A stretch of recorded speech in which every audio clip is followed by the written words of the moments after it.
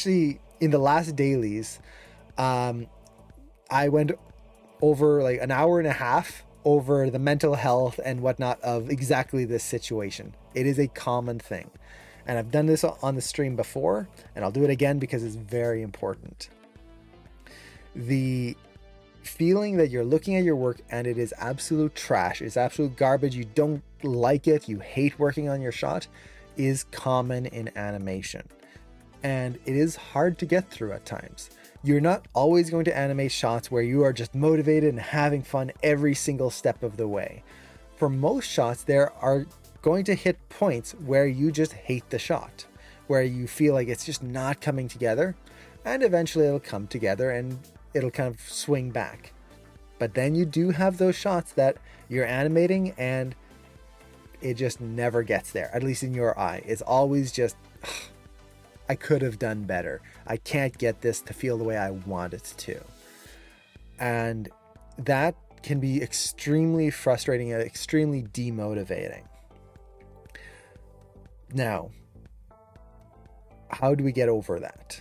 Well, there's a few different things to keep in mind. The first is that at the end of the day, we are always going to be the very worst critic of our own shots for many reasons. The biggest reason being that we know everything that is wrong with the shot. We see every single frame over and over and over. We know everything that we wanted to do, everything that we couldn't do, and everything that we wish our shot could be. We have all of that in our mind for every single frame that we're looking at our shot. And then we look at it as a whole, all of that is always there. So you are always judging your shot on what it could have been, what it should be, all of this other stuff. That's not very fair, because as the audience and as the director and whatnot, they're looking at your shot and just going, does it look good? Yep. And that's really it. They're not going over everything, every what if, every if only, all of that stuff.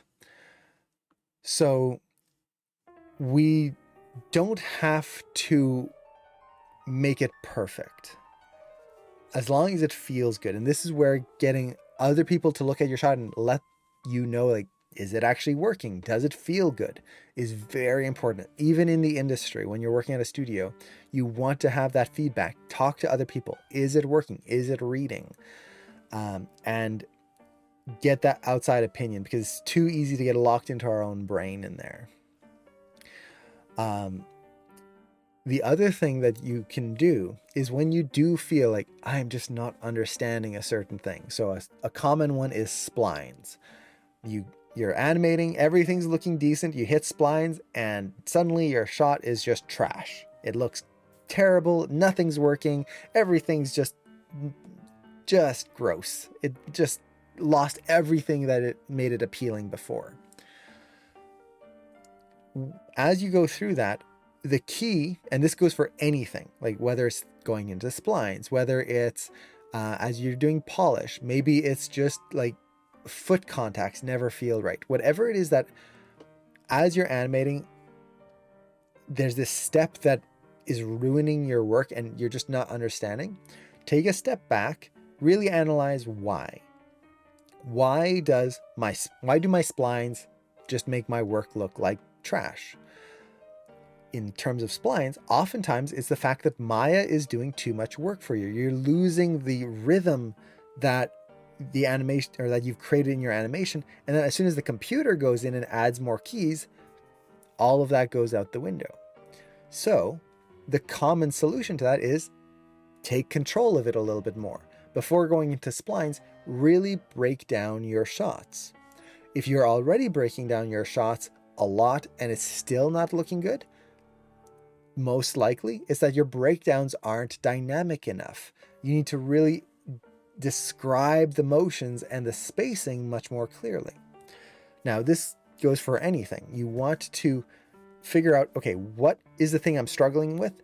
Now, why am I struggling with it? And it can take a long time to figure it out exactly.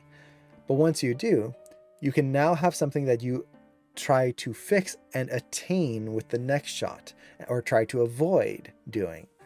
So as you do this more and more and more, you're going to develop a workflow that not only allows you to animate faster and more efficiently, but allows you to avoid that mental stress of just feeling like your shot is devolving into trash before your very eyes.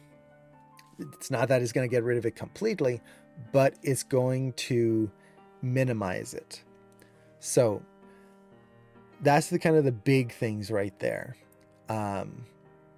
So the biggest thing is just keep in mind, everyone goes through that. Like I was saying in the dailies this morning, I've gone through that. I don't know how many times. I still go through that even now after 10 years.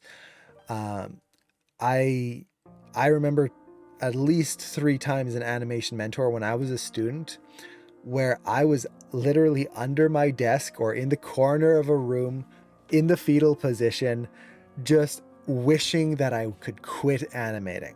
Like just going, you know what? I don't care about the deadlines. I don't care about my assignments. I'm going to quit because this sucks.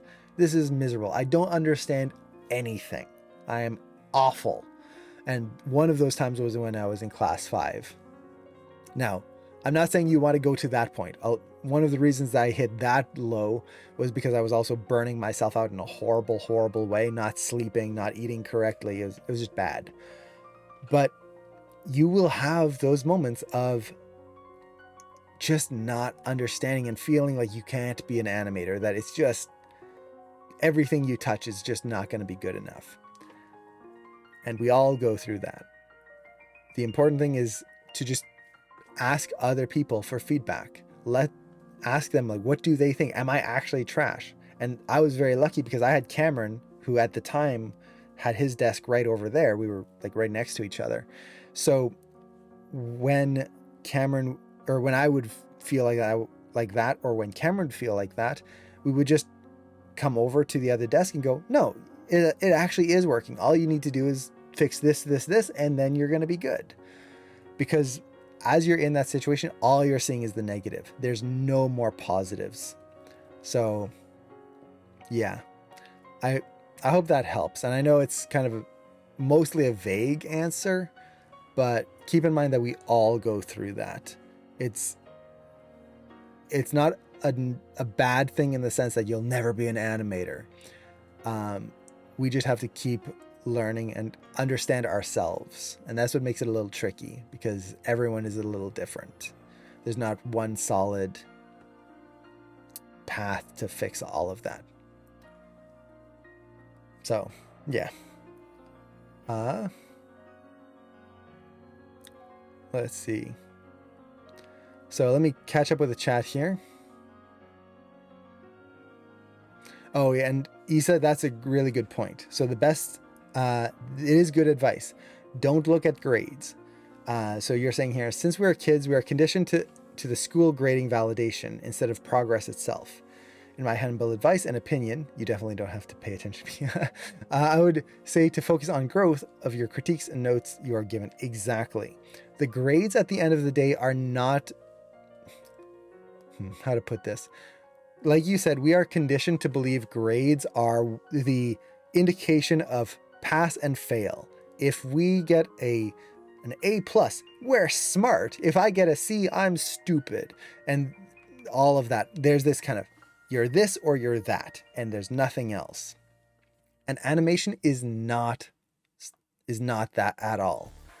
Animation is all about growth. It is all about learning. And there, you could be the best animator, and if you approach something that you've never done before, you could do a horrible job at it.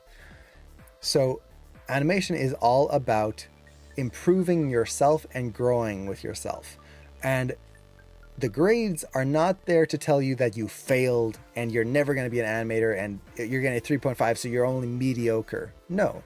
All it's telling you is that there are certain mechanics that you're not understanding and that could be improved. But it doesn't mean you're a bad animator.